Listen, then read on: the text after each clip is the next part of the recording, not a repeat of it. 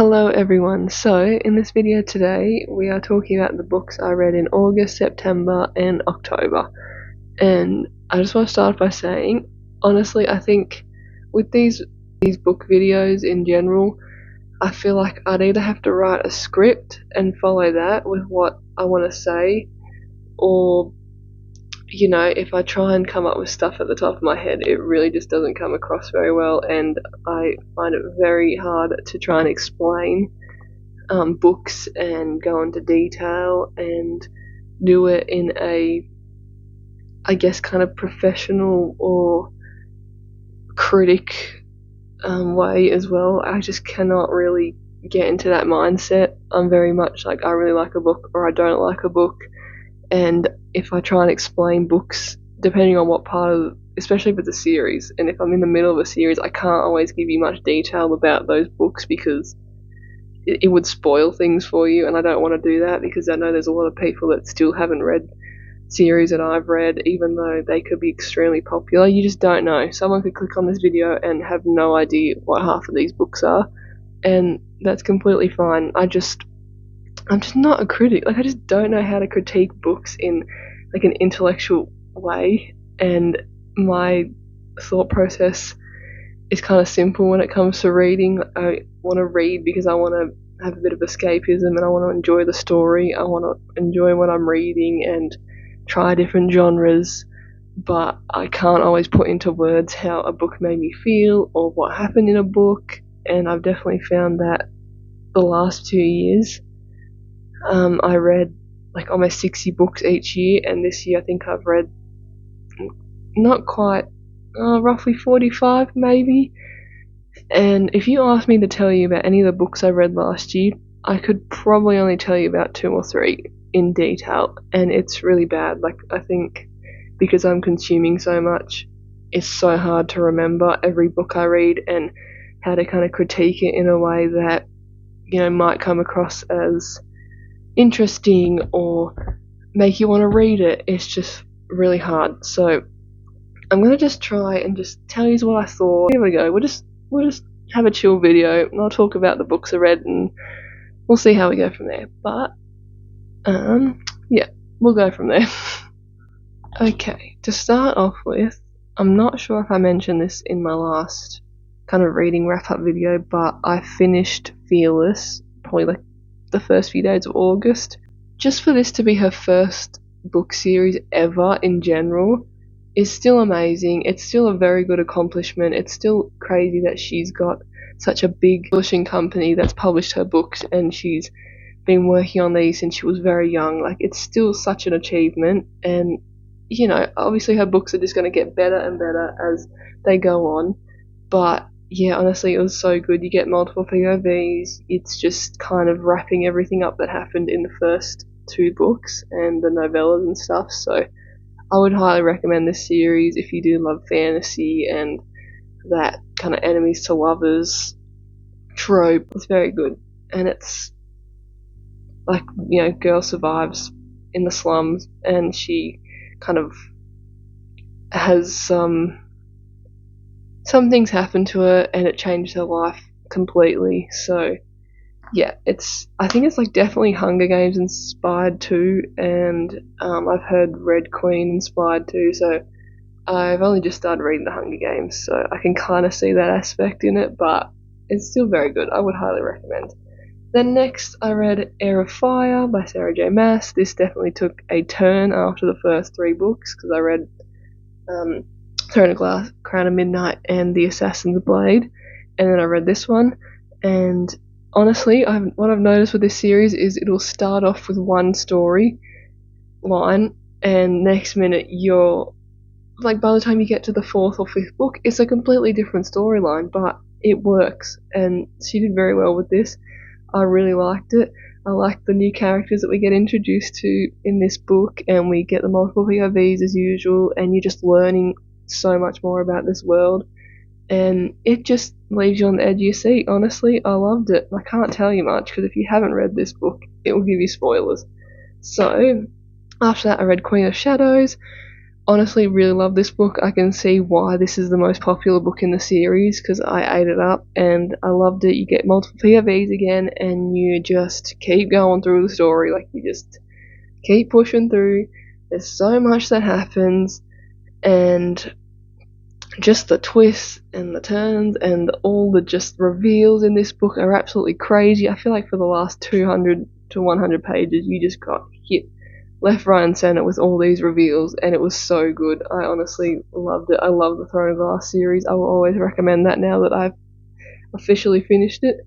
But yeah, no, 100% recommend. And then I read Beach Read because I needed a break, honestly, from Throne of Glass. It is an amazing series, but I just needed a break from it, and so I read Beach Read, and I've obviously heard Hayley Pham go on and on about this book because I do watch a lot of her older videos, and I thought I'll finally read it because I've already read like 2 other Emily Henry books. No, 3 other Emily Henry books, and I really liked them. So I got this, and I did really like it. I like Gus. I like January. I think I can kind of tell how her writing's changed a little bit because I've read her recent books before I read this one, and you can see a bit of a difference, but I still really like the aspect that they are 2 writers and they kind of come together to form this this bet, you could say, and from there it just kind of takes off. So it's really good, and I really did like it, and I can see the hype with that book. Then I read, if I can get these off at the same time, this is still in August, so this was like just at the end of August. I did a tandem read of Tower of Dawn and Empire of Storms, and it was crazy. This took me 16 days to read both of these books, I think.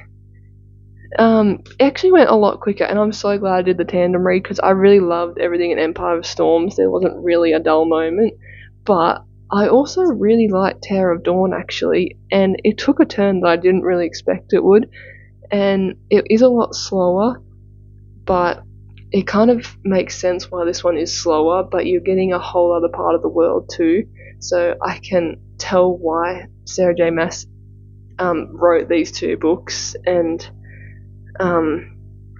just why she couldn't have written it as one book. Like, it would have been way too big and it probably wouldn't have worked, but reading them in tandem, it really worked. And if you are reading this series, I would recommend reading it in a tandem because it adds to the story. You're reading 2 books at once, which is like just a whole other experience in and of itself, honestly. But it works. Like, it actually flowed so nicely. Like, I genuinely thought that I was just reading one book. It did not feel like 2, and I read these as they are. Like, I didn't read them on a Kindle or anything, and yeah, it was so good. And you get a lot more information because obviously you're in a different part of the world for this one, so you're learning new information about the world and where they are and their beliefs and how kind of the higher ups kind of rule this part of the land, and it is a bit more strategic, talking about strategy and politics and stuff in this one, but it's really not bad. Like, I'm not the biggest fan of politics in general. Like, I just feel like I get taken out of a book when I read politics, but I feel like it was really good in this one, and it definitely added to it because you're getting a lot more personalities and you're still getting your different POVs.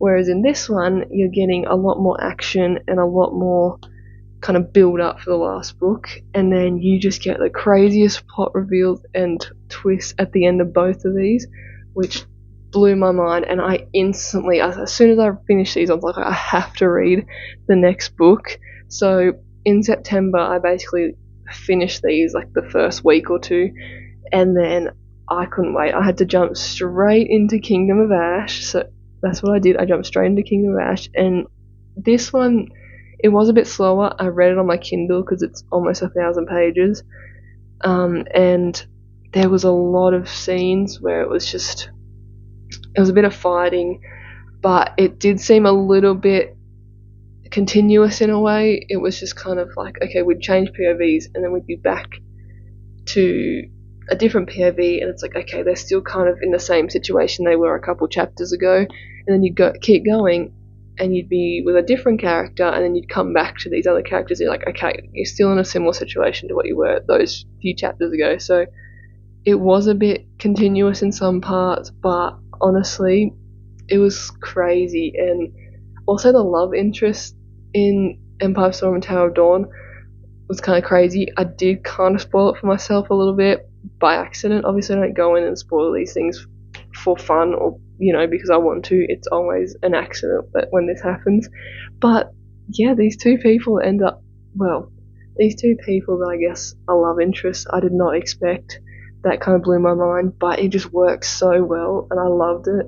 But yeah, finished Kingdom of Ash by the end of September, and holy moly, I was like shocked when I finished the whole series. I was a little bit sad because I really liked it, and I would recommend it, honestly. Like, yeah, it was so good. I kind of want to reread it. I think I'll give it a year or two, and I might reread this series again because I just want to experience it again, even though I'll never experience it for the first time. But I feel like there's just things that I'll pick up that I missed in this world if I read it a second time. And yeah, I'll always recommend this series to people now that I've finished it, because I can 100% see the hype. I know why it's so popular, and it's just so good. I love it. Then in October, we read Harry Potter and the Order of the Phoenix, and this is another thick book. I read this on my Kindle again because it's like 800 pages, and it was good. I mean, there's a lot of information in this book, and I can see why some people would almost think that this big middle section just wasn't needed, but I feel like it kind of is, especially in the books.